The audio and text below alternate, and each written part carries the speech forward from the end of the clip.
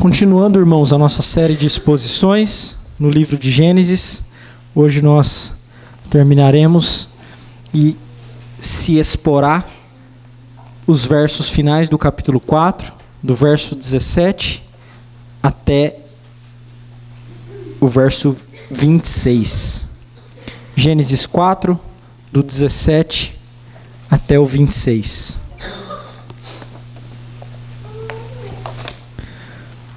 Acompanhe com reverência a leitura da palavra de Deus. E coabitou Caim com sua mulher. Ela concebeu e deu à luz a Enoque. Caim edificou uma cidade e lhe chamou Enoque, o nome de seu filho. A Enoque nasceu-lhe Irade. Irade gerou a Meujael, Meujael a Metusael, e Metusael a Lameque. Lameque tomou para si duas esposas. O nome de uma era Ada, a outra se chamava Zilá. Ada deu à luz a Jabal. Este foi o pai dos que habitam em tendas e possuem gado. O nome de seu irmão era Jubal. Este foi o pai de todos os que tocam harpa e flauta. Zilá, por sua vez, deu à luz a Tubal-Caim, artífice de todo instrumento cortante, de bronze e de ferro. A irmã de Tubal-Caim foi Naamá.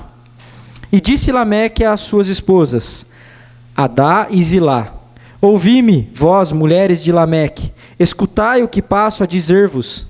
Matei um homem porque ele me feriu, e um rapaz porque me pisou. 7 vezes e tomará vingança de Caim, de Lameque, porém, 70 vezes 7. Tornou Adão a coabitar com sua mulher, e ela deu à luz a um filho, a quem pôs o nome de Sete, porque disse ela, Deus me concedeu outro descendente em lugar de Abel, que Caim matou. A Sete nasceu-lhe também um filho, ao qual pôs o nome de Enos. Daí se começou a invocar o nome do Senhor. Até aqui a leitura da palavra de Deus, irmãos. Vamos orar mais uma vez, pedindo que o Senhor Deus nos ilumine e fale ao nosso coração. Ó Senhor, nós te bendizemos, porque aqui reunidos somos o teu povo, Senhor, e chamados pelo Senhor para adorar-te. Mas o Senhor, bondoso e santo e misericordioso, que cuida do teu povo, instrui-nos, Senhor, nesta noite. Instrui-nos, porque a tua palavra é lida e pregada. Nós rogamos, Senhor, que a tua palavra seja pregada com intrepidez, com fidelidade, atingindo os corações. Oramos para que os ouvidos se abram, Senhor, para acolher a tua palavra como palavra de Deus. Nós rogamos que o teu Espírito, Senhor, vá além, e além de encher a nossa mente das verdades da tua palavra, transforme a maneira como nós enxergamos o mundo, e seja mais do que informação para nós. Nós rogamos, Senhor, que sejamos nesta noite moldados pela tua palavra, a fim de vivermos de maneira agradável ao Senhor. Nós oramos no nome de Cristo Jesus, o Salvador. Amém. Suponha, meu irmão, que você tenha um filho adolescente. Um filho em quem você investiu muito dinheiro para que ele se tornasse uma pessoa formalmente educada. Obviamente isso é mais do que uma suposição para alguns de vocês. Mas pense em vocês que têm filhos pequenos, como vocês gostam de investir na formação dos seus filhos, na educação formal deles. E pense que, chegando ao pré-vestibular, o seu filho tenha se saído muito bem no ensino médio e realmente tenha aproveitado todas as condições que você, com o suor do seu rosto, concedeu a ele para que ele recebesse a melhor educação possível, aquela que estava ao seu alcance e, em alguns casos, até passa do seu alcance. Supomos que o seu filho que se saiu tão bem tivesse a qualidade de ensino capaz de ingressar-se numa faculdade de medicina, de direito, de engenharia. Ele, então, poderia ser CEO de uma grande empresa ou mesmo ser um empresário bem-sucedido. Afinal de contas, toda a educação formal que ele recebeu evidenciou ainda mais a sua grande inteligência. Mas então seu filho está nas vésperas do vestibular e ele chega para você e diz: papai, mamãe, eu quero aproveitar toda a educação que eu tive, toda a minha formação, tudo que vocês investiram em mim, a minha habilidade de me comunicar, a minha habilidade de gerenciar as coisas à minha volta. Quero dedicar, papai e mamãe, a minha habilidade linguística, porque agora eu sei falar inglês e espanhol. E, na verdade, eu não quero ingressar numa faculdade. Eu quero ir para a selva peruana e pregar o evangelho a indígenas. Meus irmãos, digam honestamente para Deus o que você diria ao seu filho. Não diga para mim, diga para o Senhor. Você se sentiria alegre e orgulhoso porque o seu filho está abdicando de toda uma carreira profissional cheia de bênçãos materiais e prosperidade, o que não é ruim, o que não tem nada de ruim em si mesmo. Você se sentiria orgulhoso porque ele preferiu um ofício mais nobre, que é o de pregar o evangelho em um lugar onde o evangelho não é conhecido? Ou você se sentiria frustrado e chegaria a pensar que investiu muito dinheiro e tempo em algo que realmente talvez não seja tão bem aproveitado assim? Bom, a depender da maneira como você responda isso para Deus e não para mim, isso demonstrará se você ama mais a cidade dos homens do que a cidade de Deus. Por cidade dos homens, meus irmãos, eu quero dizer este mundo quebrado. Nós vivemos na cidade dos homens, na cidade construída pelo ímpeto humano, pela vontade humana, a cidade que é reveladora de como o homem pensa, sente, dos desejos do seu coração. Nós também vivemos nessa cidade dos homens, nós trabalhamos aqui, nós estudamos aqui, nós casamos aqui, nós moramos nessa cidade dos homens, meus irmãos. Mas nós somos chamados a amar outra cidade, que não a cidade dos homens. E a maneira como nós vivemos na cidade dos homens reflete se nós amamos realmente a cidade vindoura, a cidade de Deus, a cidade futura, onde não mais haverá pecado nem dor. A maneira como nós vivemos aqui, as nossas maiores aspirações e desejos demonstram se nós temos colocado o nosso coração naquilo que este mundo quebrado pode oferecer ou naquilo que o mundo vindouro pode oferecer. Gênesis 4, meus irmãos, é a prova de que não há nada ruim que não possa piorar. Isso é Gênesis 4.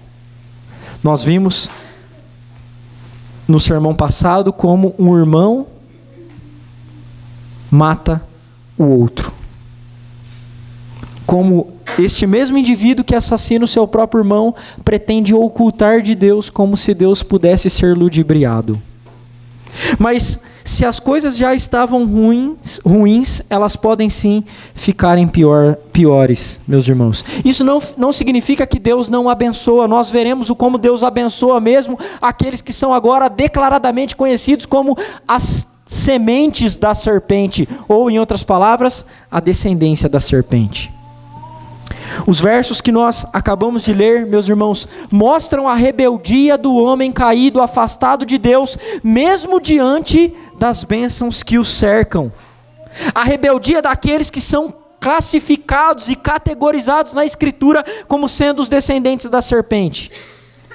Nós aprendemos muito nesse texto sobre a cidade dos homens, porque é isso que os descendentes da serpente constroem. Eles constroem cidades.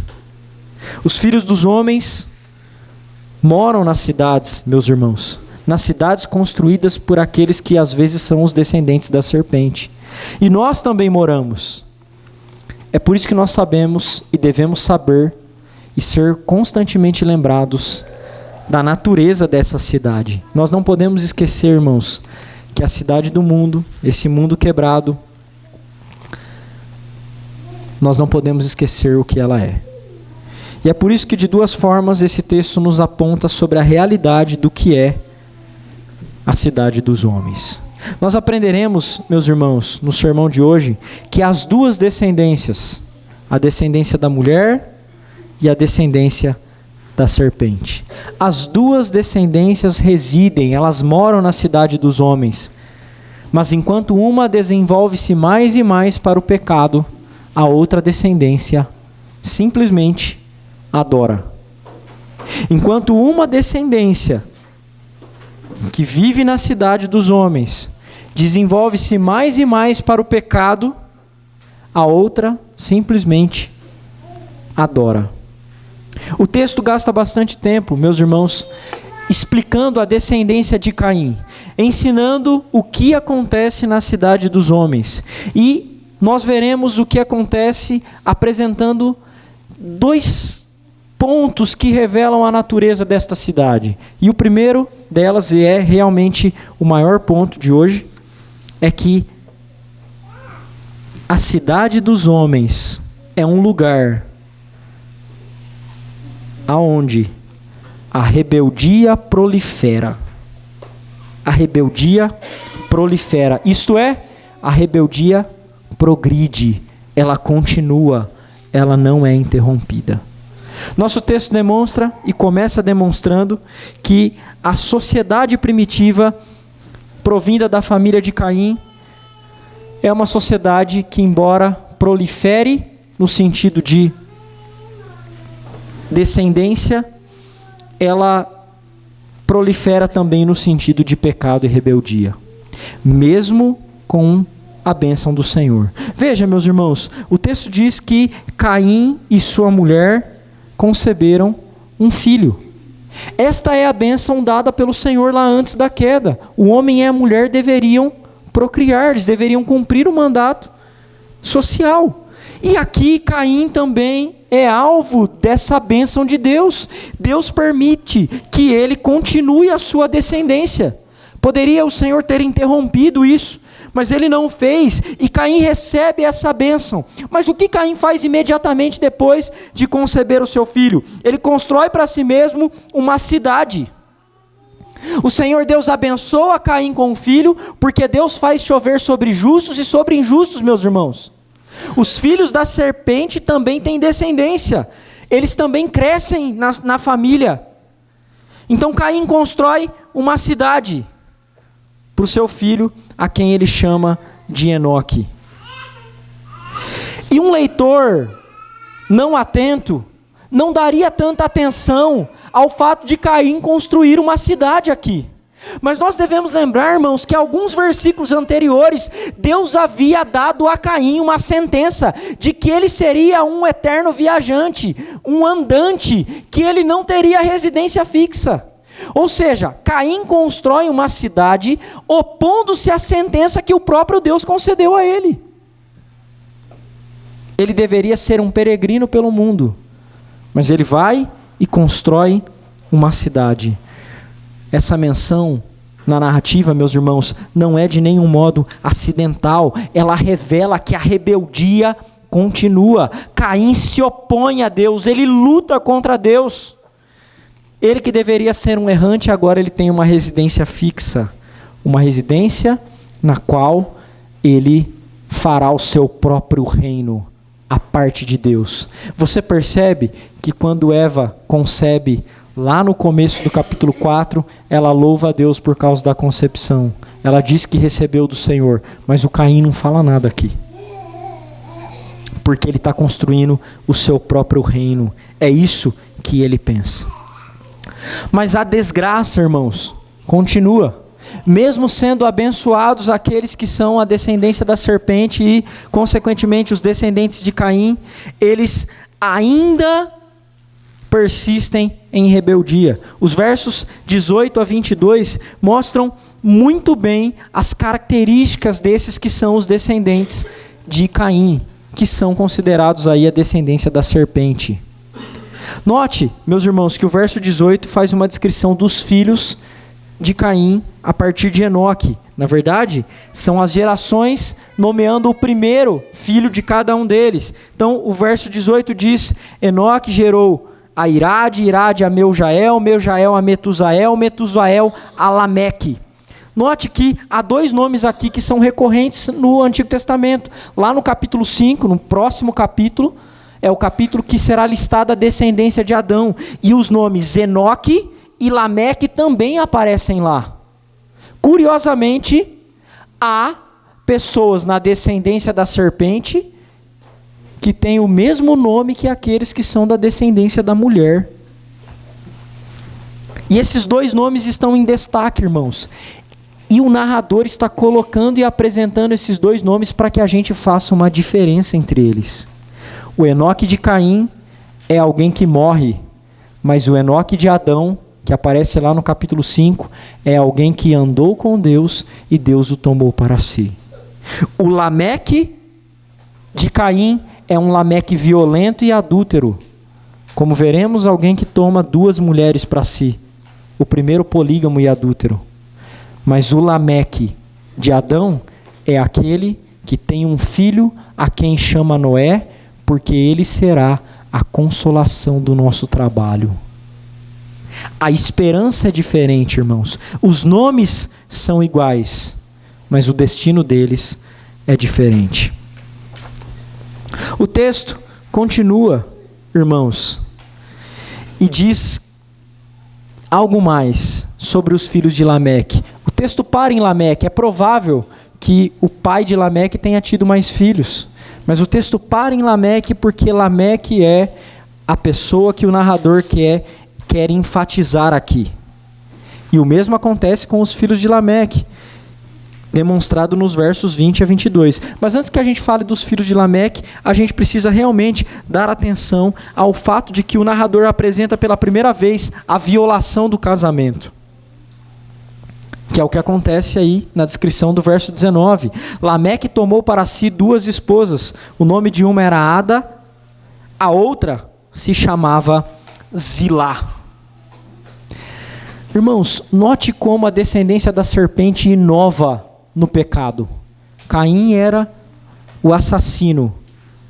Lameque, então, toma para si duas esposas. Caim foi o primeiro assassino. Lameque é o primeiro adúltero, o primeiro polígamo. Caim contaminou a própria terra com o sangue do seu semelhante, terra criada pelo próprio Deus. Agora Lameque contamina o casamento, também criado e instituído por Deus. O que a gente deve esperar dos filhos de Lameque, meus irmãos? O que nós devemos esperar desse homem rebelde que inova na pecaminosidade? Ele é o primeiro a tomar duas mulheres e macular a linguagem matrimonial dita lá na criação. E farei dos dois uma só carne. Então o verso 20 começa a falar dos filhos de Lameque. O primeiro deles, filho da primeira esposa, Ada, chamado Jabal. Jabal, então, é o pai daqueles que habitam em tenda. E ele recebe uma profissão semelhante à de Abel. Ele é pastor de rebanhos, ele possui gado. Ele é o pai dos que possuem gado. Abel morreu e era um pastor de rebanhos. Ele também é. Curiosamente, no hebraico, irmãos, os nomes Jabal e Abel têm praticamente o mesmo som. Sons muito similares. E isso não é acidental no texto. Tanto é que ele tem mais do que um nome parecido. A profissão é parecida. Olha só como que há bastante semelhança na descendência da mulher e na descendência da serpente. Não é apenas no nome, mas também nas funções. É possível que um membro da descendência da serpente faça a mesma coisa em termos de profissão que um membro da descendência da mulher. E o texto continua, irmãos. O Jabal, então, tem um irmão que também tem um nome muito parecido com o dele e, consequentemente, parecido com o de Abel, que não é Jabal, mas é Jubal. O som é parecido. E esse é o primeiro técnico em música. Esse faz música, ele é o pai daqueles que tocam flauta. Note, irmãos, como há um desenvolvimento cultural vindo da descendência da serpente. E o desenvolvimento cultural não é uma bênção do Senhor? Eles estão cumprindo exatamente aquilo que nós chamamos de mandato cultural, que é desenvolver a criação, que é dominar a criação. Eles estão fazendo música. Para que serve música no Antigo Testamento?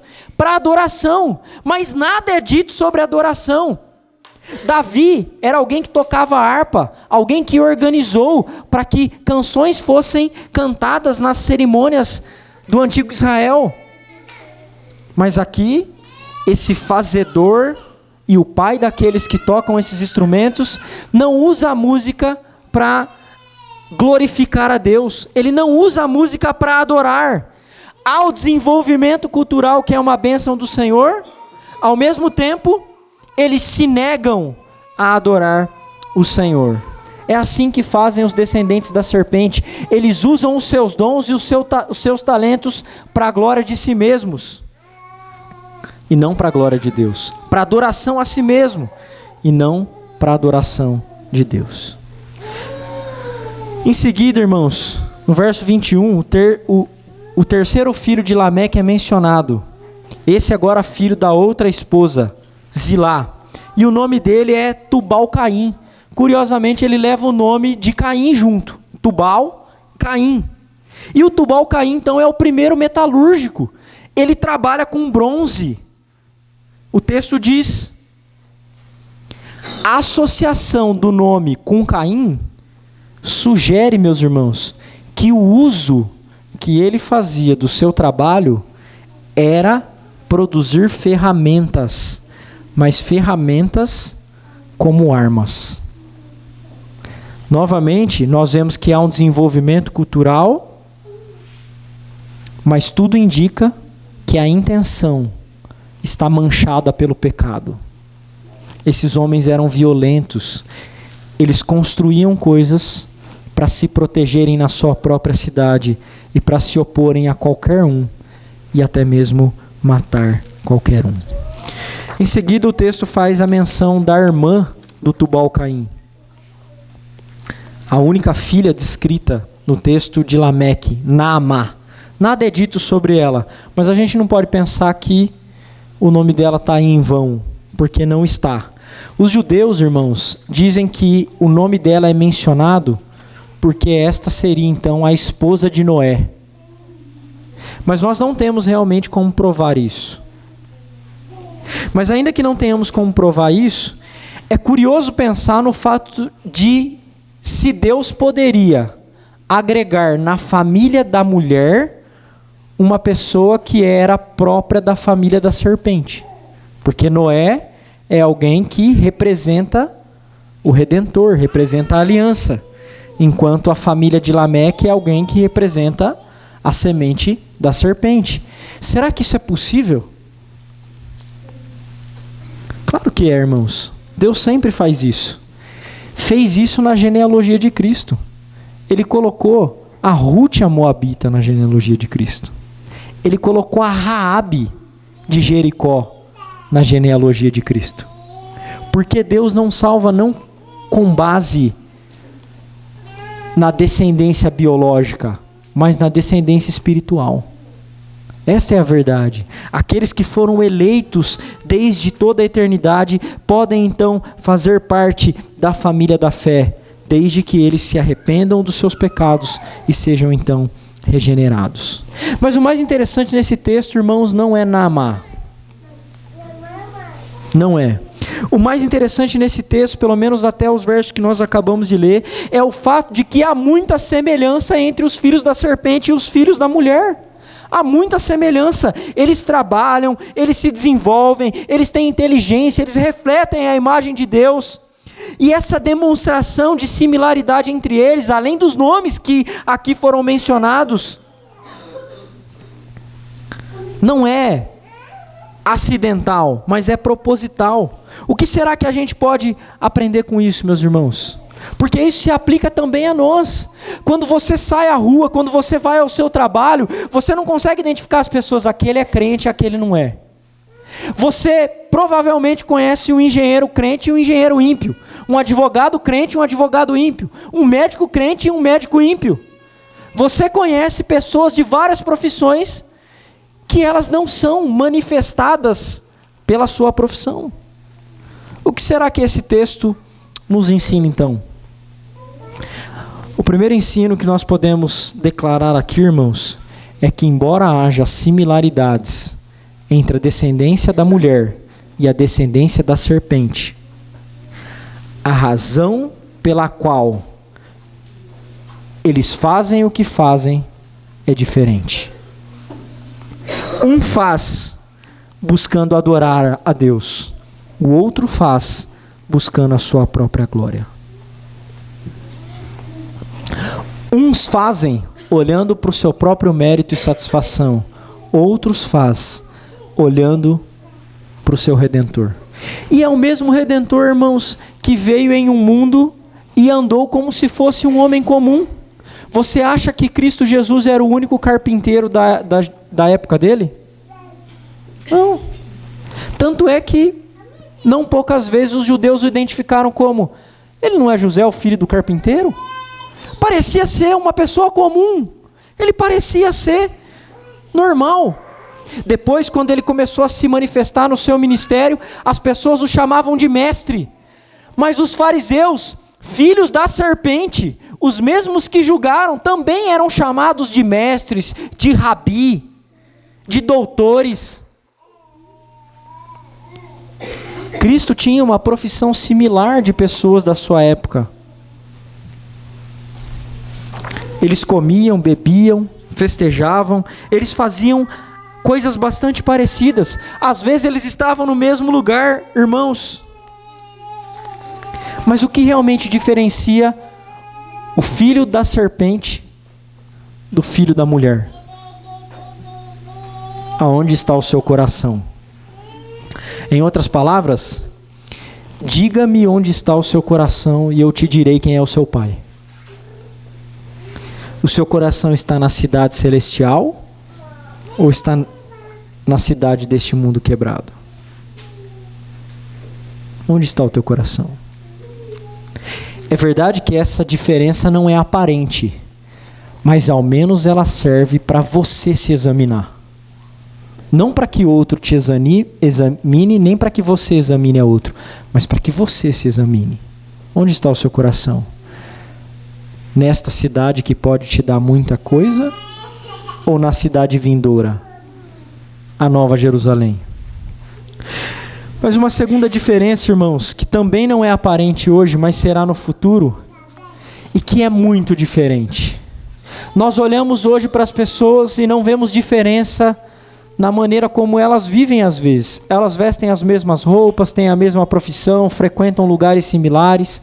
Obviamente o ímpio não frequenta a igreja, mas quando você está no mundo, essa diferença não vem à tona. Mas tem uma coisa muito clara, irmãos.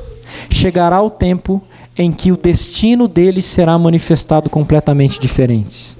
Chegará o tempo em que Deus separará as ovelhas dos bodes.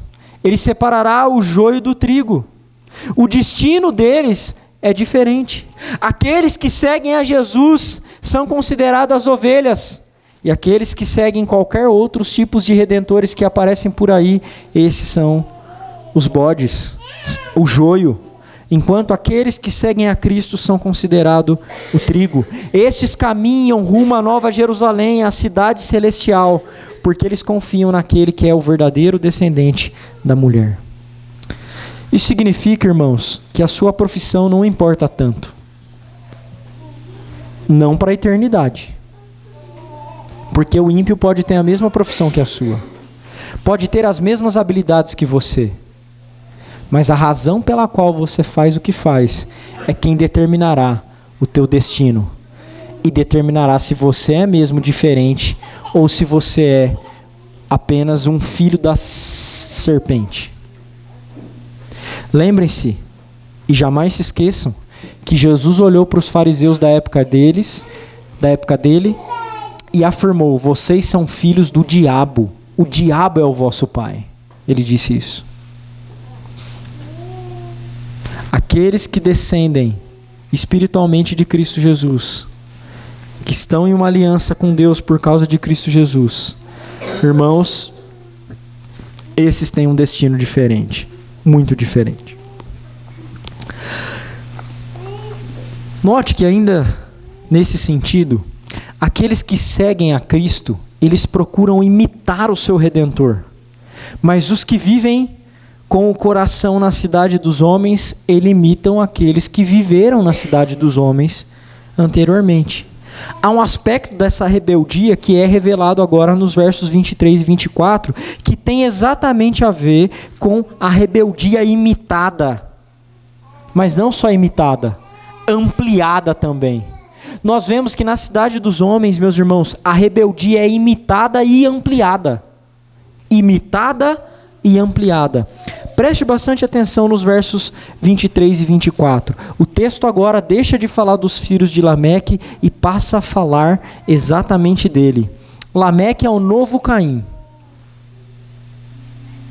Esse texto, os versos 23 e 24, são chamados inclusive de a canção da espada, referindo-se ao teor de violência e de linguagem que está aqui presente. Então, no verso 23, o Lameque chama agora as suas duas esposas. Na língua original, esse é um texto bastante difícil de ser traduzido, irmãos. Porque o que Lameque diz? Lameque diz o seguinte: matei um homem porque ele me feriu e um rapaz porque me pisou. Alguns estudiosos dizem que o verbo matei aqui deveria ser traduzido no futuro do pretérito no português, que seria: mataria um homem porque ele me feriu. Isso significaria então que ele ainda não matou nenhum homem, mas ele seria capaz. Então o texto estaria revelando apenas só a capacidade de violência desse homem. Então, na mentalidade de quem defende essa ideia, essa tradução do texto, Lameque ainda não matou ninguém.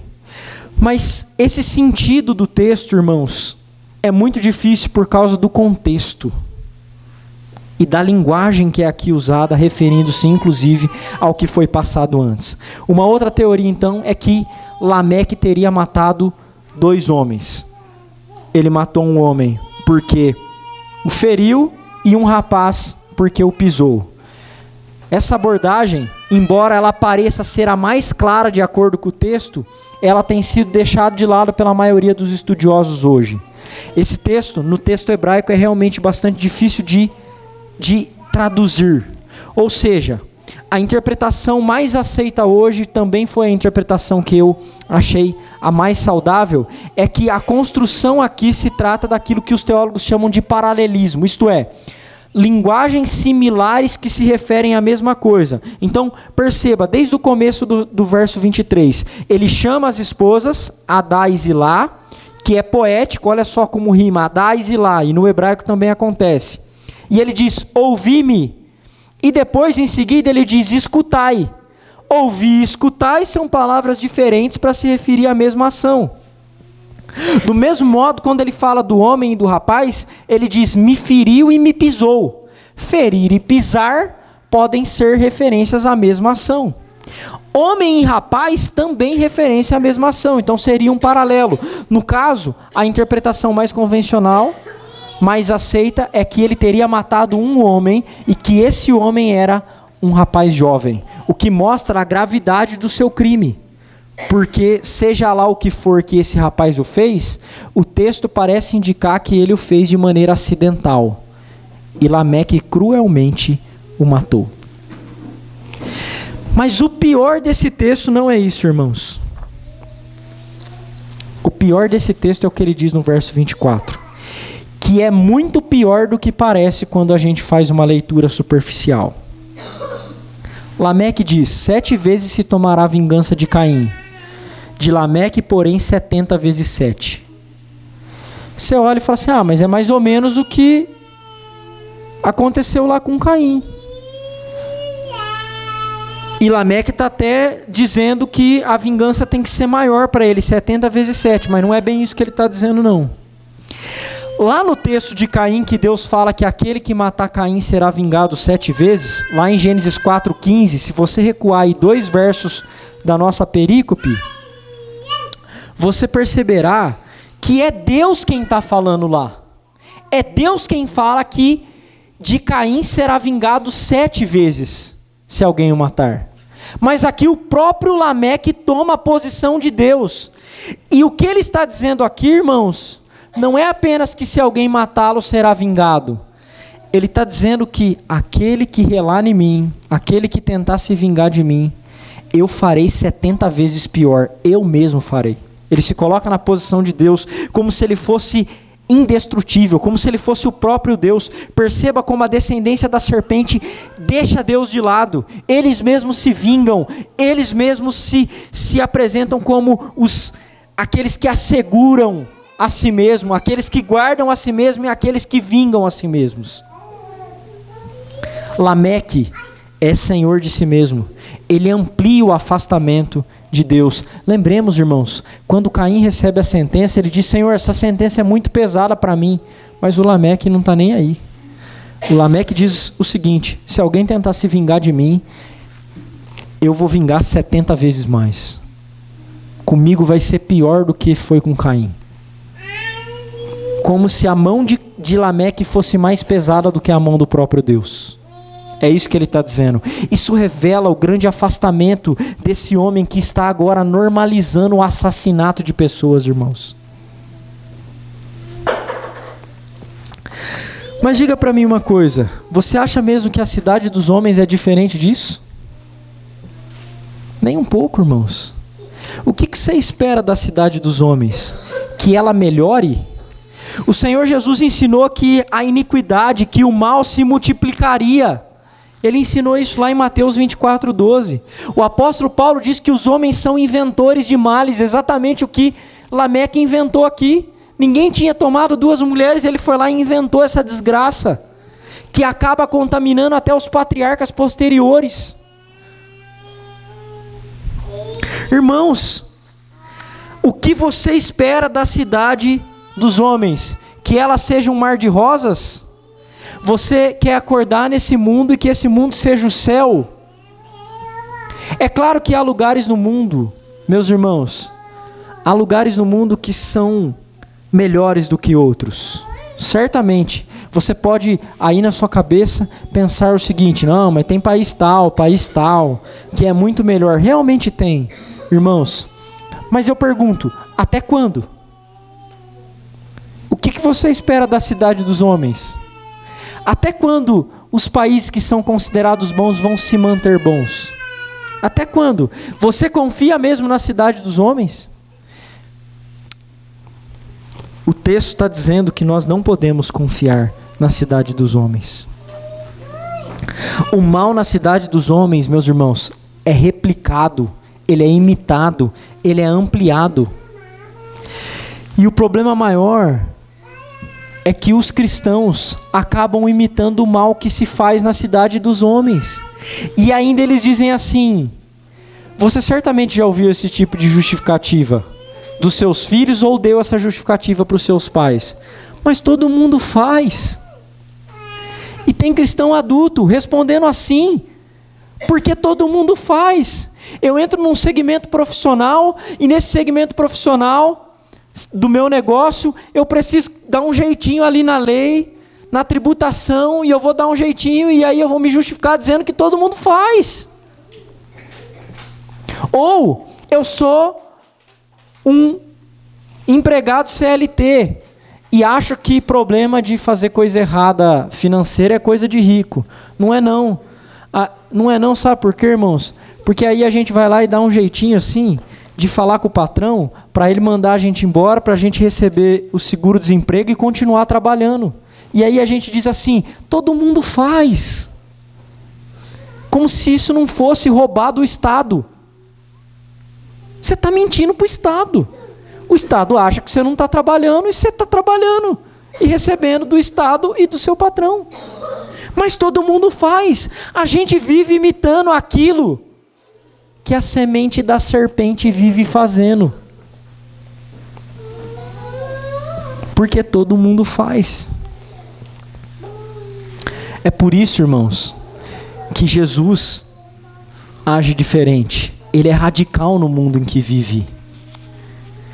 Você percebe que Jesus ele não chega lá na mesa dos cambistas no templo, que estavam comercializando no templo, e chega para eles e diz assim: viu, vocês acham mesmo que é bom ficar aqui? O que ele faz? Ele revira as mesas, irmãos. E a gente precisa começar a revirar algumas mesas. Mas não pense que eu estou dizendo para você revirar as mesas que estão por aí, na empresa de outro, na igreja de outro, no trabalho de outro, na profissão de outro. Não, revire as mesas do seu próprio coração, que tem aceitado ser parecido com a conduta daqueles que são descendentes da serpente. Pare de confiar na mesma coisa que o mundo confie. Pare, irmãos, pare de confiar na tecnologia, pare de confiar no desenvolvimento cultural. Essas coisas não trazem redenção. Elas são boas e são bênçãos de Deus, e a gente até pode fazer uso delas, mas elas não nos darão redenção. E a gente acha que dá. Note como os avanços da família de Lameque são maravilhosos. Irmãos, instrumento musical, música, rebanho, tenda, metalurgia, é fascinante. E mesmo assim, eles não adoram a Deus. A parte final do texto, os versos 25 a 26, revelam um outro ponto, irmãos, que nós não devemos esquecer sobre a cidade dos homens. A cidade dos homens é o lugar onde a adoração é esquecida. E nós já vimos isso, mas eu quero apontar outras coisas. Os versos 25 e 26, então, eles deixam de lado a genealogia, a história de Lameque e de Caim. Eles se voltam agora para a descendência de Adão de maneira resumida. Essa descendência será exposta lá no capítulo 5, mais abrangentemente. Mas agora, nos versos 25 a 26, Deus nos dá o resumo, revelando um pouco da esperança que aqueles que eram a descendência da mulher poderiam ter, mesmo com o avanço e desenvolvimento daqueles que representavam a cidade dos homens. Note, irmãos, o texto não é cronológico, tá? Essa parte final, os versos 25 e 26, não acontece depois de tudo aquilo que a gente leu. É simultânea, ou seja, Deus está cuidando dos seus ao mesmo tempo que a semente da serpente está se desenvolvendo. É curioso, irmãos, que o mundo pode cair ao nosso redor. A cidade dos homens pode cair ao nosso redor, mas Deus está cuidando do seu povo o tempo todo. Deus não deixa de cuidar do seu povo. Ele continua a cuidar do seu povo, mesmo quando o mal prolifera e se desenvolve. Note o que o texto diz. O texto diz que Adão e Eva então tiveram agora um novo filho. O nome desse filho é Sete. Sete significa compensação ou concedido. Esse nome indica que Eva entendeu que Sete era a compensação de Abel. E ela mesma diz isso. Olha o que ela diz no texto, meus irmãos. Porque, disse ela, Deus me concedeu outro descendente em lugar de Abel, que Caim matou. Isso mostra que a esperança redentora de Eva ainda estava acesa. Ela sabia que Deus ia continuar a sua linhagem até que a semente da serpente ou a própria serpente fossem pisadas. Já o verso 26 mostra o filho então de Sete, que é o filho de Adão e Eva, a quem ele chamou de Enos. E o que significa Enos? A palavra Enos significa fraco, frágil. Não é curioso, irmãos, que o descendente da mulher é chamado de frágil, fraco. Mas até agora o narrador estava listando a poderosa descendência de Caim. Note que desde o princípio, já faz muito tempo, o povo de Deus sempre pareceu fraquinho. Sempre pareceu fraquinho. Você quer saber de uma coisa? É verdade, a gente é fraquinho mesmo. É por isso que a gente é perseguido ao redor do mundo, assassinado ao redor do mundo. É por isso. A gente é fraquinho mesmo. Mas é o fraquinho do Enos que faz uma coisa que ninguém estava fazendo. O texto diz que foi nesse tempo Nesse tempo, irmãos, que o nome do Senhor passou a ser invocado. Olha só que interessante. Os primogênitos e sucessores de Caim são os pioneiros das cidades e das artes civilizadas. Mas os primogênitos e sucessores de Sete são os pioneiros do culto. São os pioneiros da adoração.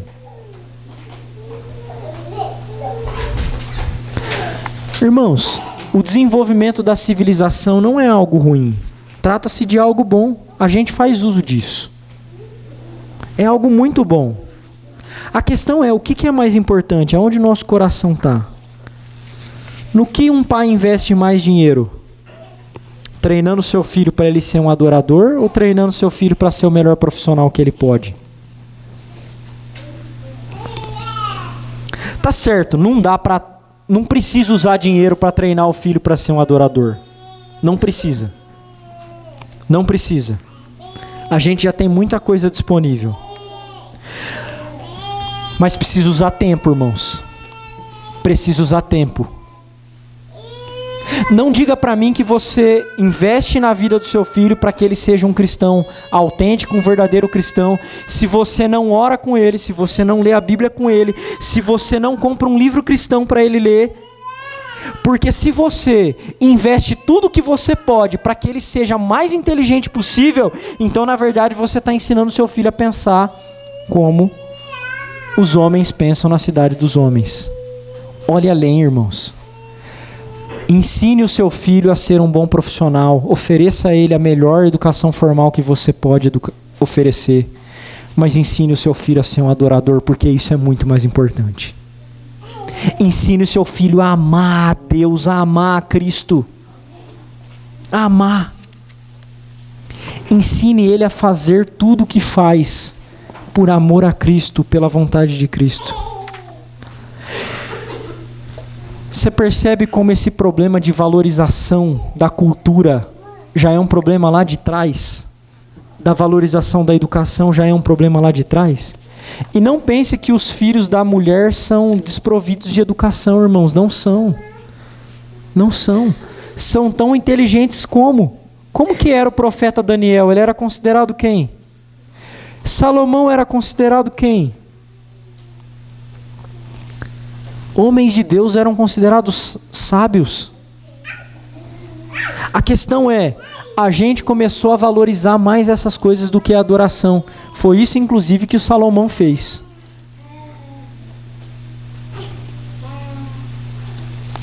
Tanto é que a gente começou a definir na nossa sociedade moderna as pessoas pelo que elas são.